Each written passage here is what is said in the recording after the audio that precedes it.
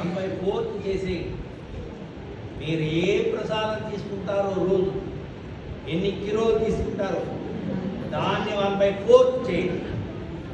అంటే స్వామీజీ మీరు లెక్కేసుకోండి, రోజు ఎప్పుడు తినాలన్నప్పుడు తినే ఉంటాం, ఎప్పుడు తినాలన్నప్పుడు తినేవాడు ఎవడో నాకు చెప్పుకున్నామా నేనలేదు. శాస్త్రంలో పీఠికలోనే కింజపల్ ఉచ్యతే కదా. కనుక ఎప్పుడు పడితే అప్పుడు తినేవాడు, ఏది పడితే చేసేవాడు దానితో సమానం. కనుక మనం అలా తినం. వ్రతంలో ఉన్నాం కనుక వ్రతంలో ఉన్నాం కనుక కానీ మనకు అట్లా సాగటం లేదు. వ్రతంలో ఉన్న తర్వాత ఇంకో బిడ్డలు ఎక్కువ. ఎందుకోసం అంటే ఇంటి దగ్గర వేసుకుంటారు అలా వేడివేడిగా కూర్చుని గోష్ఠికి వస్తారు, వేడివేడిగా ఇక్కడ చేస్తారు, మళ్ళీ ఇక్కడ జీతంలో మా ఇంటి వాడు గోష్ఠి అంటుంది, మళ్ళీ అక్కడికి వెళ్ళి అక్కడ చూసుకుంటారు. ఏం తీసుకున్నా భోజనం చేయకపోతే అలా మళ్ళీ నేను భోజనం చేస్తాను, మళ్ళీ సాయంత్రం గోష్ఠి. ఇలా ఏమవుతుంది, రోజు కంటే 2 రెట్లు అయిపోతుంది. ఇది కాకూడదు. చాలామంది తెలియక చేస్తారు, గొప్ప మోసం చేస్తారు. గోష్ఠి చేయండి కానీ గోష్ఠిలో కేవలం తాంబూలం మాత్రమే ఇవ్వాలి.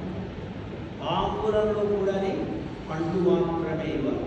ఈ ధనుర్మాసంలో మీరు ఎప్పుడైనా గోష్ఠి చేస్తే కేవలం 2 పండ్లు ఇవ్వండి తప్ప పులిహోర, దద్దోజనం, చక్రవర్తి ఇవేమి అన్న ప్రసాదాలు చేయకూడదు.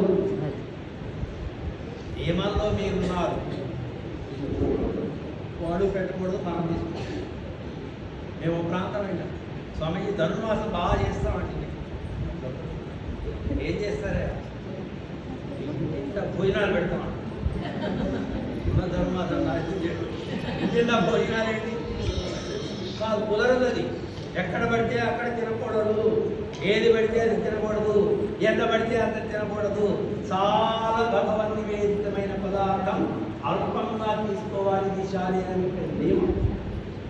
మానసికమైన నియమం ఉంది సుమా. ఏది పడితే అది మాట్లాడకూడదు. నారాయణ నామ స్మరణం అవ్యయమైన ఎంత స్మరణ చేసినా తగ్గనటువంటి ఆ నామస్మరణం ఉంది, దానినే స్మరించాలి తప్ప నామాన్ని ఇంకొకటి నీ చెవిలో పడకూడదు. ఇలాంటి నియమాలతోటి వ్రతం చేస్తే దేశానికి ప్రయోజనం.